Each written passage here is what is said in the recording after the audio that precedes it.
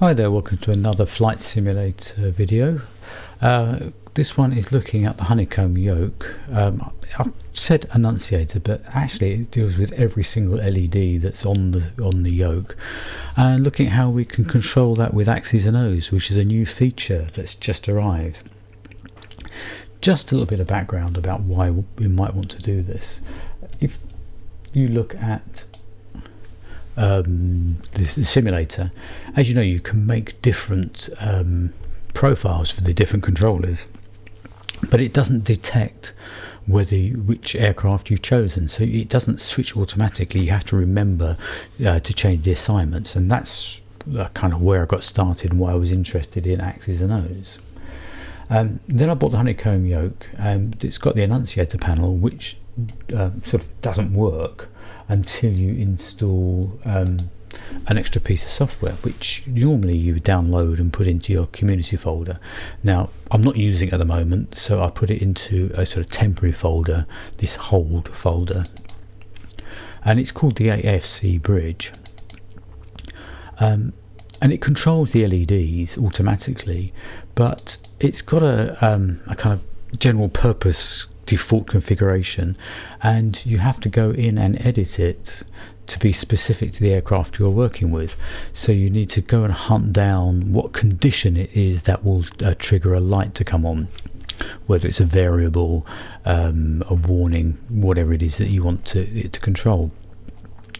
And again, you have to save that as a version for your aircraft, and remember to activate it, to go in and sort of rename the files every time you fly different aircraft, which again is just not desirable. So I was hunting around for a solution to that, and I discovered on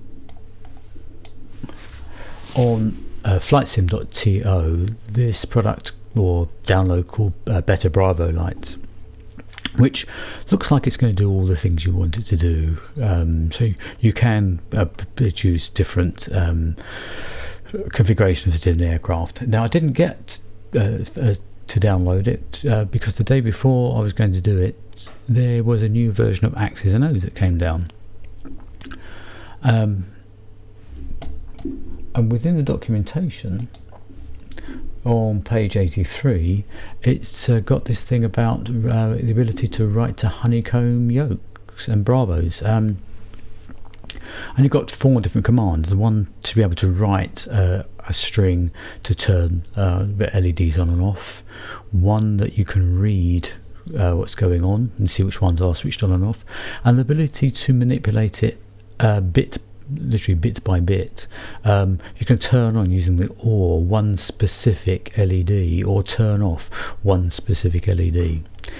There's no other real information in the documentation, so it looked like it's going to be a fairly laborious job of going through one by one and mapping and finding out which bit does which LED. But then I had a look on the website and discovered, sort of more by accident than design, the fact that on the downloads page, right down the bottom, very literally right here at the bottom, that somebody has provided some scripts to control the LEDs, so they've done the work that I was going to do, which is really nice. So if we go to download the XML file, when you click on it, it doesn't actually download it. It's not a zip. It renders it on the page, which isn't really much use to us. Now I'm using Chrome, so the way out of that with Chrome is to go here to save and share, and save the page as, and I'm going to put it into this annunciator folder that I've made, and click on save. So I've now got that file, and I want to import it into Axis and Ohs. So if you look on scripting, import scripts is greyed out at the moment, and that's because I'm connected to a running sim. So if I disconnect here, that's now become available to us. So if I import the scripts, if I go and find where I put my scripts,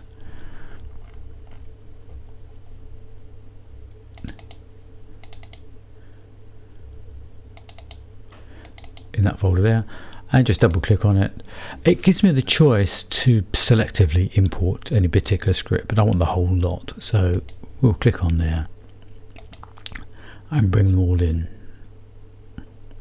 And now I can reconnect back to the sim again so everything's working.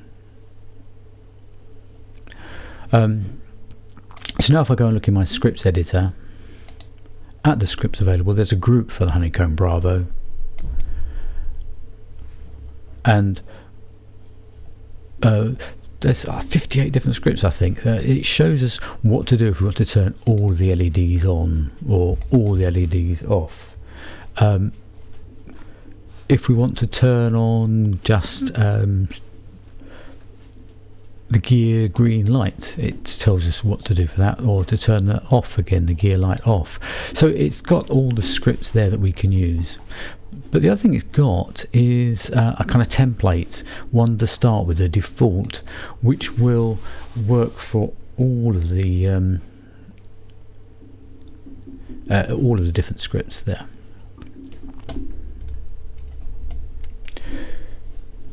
So what it does is it goes through one by one, steps through, looking at to see if this variable is activated. If it's a 1, if it is, turn it on. It starts off by default turning everything off, and it goes through and it turns on only what's required. The problem with it, one of the problems with it, is not every aircraft uses the same method to trigger the different warnings. So there's a bit of work to do to find it. And what I'll do is I'll pause this and get into the simulator and show you the work I've done so far to make this work. So I'm in the Cessna 172, and there's the script, the default script, and I need to allocate that to this aircraft. So in scripting over here, I would go into the aircraft automated scripts and hunt down the script that I want to put in. What I'm going to do before I do that is I'll put a camera on so you can actually see the annunciator panel. So let's go into the Honeycomb group, and I want to put in the default profile that's looking through all of the different conditions that are there. So we'll put that in, add that. So you can see straight away there's a bit of a problem that some lights have come on, and it shouldn't really come on until we've got some voltage running. But equally, it doesn't show conditions like low voltage or a low pressure. There's quite a few things not lit up that we kind of would expect to light up. So what I did was I copied that script and saved it, the default version, into my script group for the 172. So if we save that in there, and then I started to do some editing of that one. So the first thing I did was I put in this extra if command at the beginning, so they only lit up if there was actually voltage. So it says here, check the bus voltage. If it's 0, turn everything off. And then I put an else command so that it would ignore all the rest. It wouldn't look at any other condition at all if there was no voltage. If there is voltage, ignore this one and start doing that one. And the else command finishes here, so it goes through all the conditions, and the last line here is where it writes everything that's been set. So if any bulb has been set, that gets written here with that command there.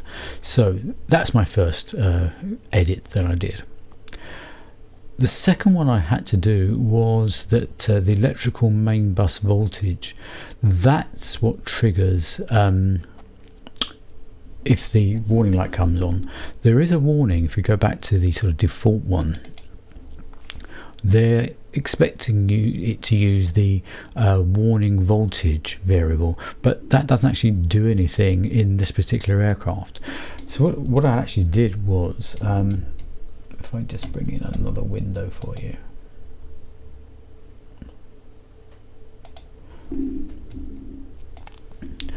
I went through and trawled out all of the different warning signs that there are for every aircraft. And also I was looking mostly at the voltage, so I brought in all of anything to do with voltage and brought them in here. And so if we just, let's get started. Let's start this and start looking at the different things. Well, we've got warnings come out here for low vacuum, low oil pressure and low volts, and interesting that none of the warnings here actually work. So we actually have to go through and find a variable. So we've got the main bus voltage here, and if I just get the engine started, let's give it a bit of mixture and get some revs going. So if we look here, this is the main bus voltage. When I turn the alternator on, that goes to 28 volts straight away. And if I turn that off, if I have a fault on the alternator, it goes to 24. So that's what I'm going to use to trigger. So if I go into my scripts editor and bring that over. So that's what I've done so far for the Skyhawk. I have sorted out the problem here of the lights coming on if there is unless there's some voltage, and here on the electrical main bus system I've changed it so that if it's below or equal to 26, trigger that warning to come on. So I need to go back into my automated script area, and I'm going to remove this one, and I'm going to put in my edited version now. So there's my edited one, add that one in. So now when I turn off the alternator, you can see the low volts. In fact, the master warning has come up as well, because it's saying warning here. And if I move that down there, the low volts has come up. So those two are now working properly. If I turn the alternator back on again, that clears both those warnings. So that's how those are connected. Let's just kill the engine, so we can turn everything back to dark again. Turn the battery off, and all the lights are off. Battery on, and that's more like the condition I want. But you can see I've got to sort out low vacuum and low oil pressure, so there's still some that I need to find for this annunciator here. Okay, so it's my first day with this, so that's what I'm going to be playing with for a while and get that sorted out for the various different aircraft I've got. But it does look promising. Let's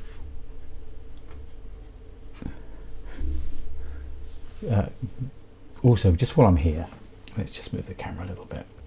It has actually got connections to all the LEDs here for the autopilot and the different heading areas where appropriate, where if they light up. So if they're working on here, like altitude hold, they'll come up here, they're live. The one that's different for this one here is it's got indicated airspeed, and in fact on this one here for the Garmin here, it's the flight level change that is in that one, and I did play with that. Let's have a look how I've got it still in my script. Let's bring my script in.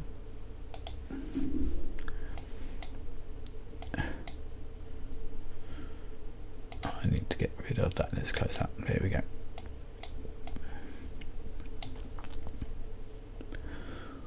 Yeah, so I've added this line in here. Normally it's expected to be controlling if you put in for airspeed hold, but this one here currently for my G1000 is programmed to do flight level change, so I've added that in here.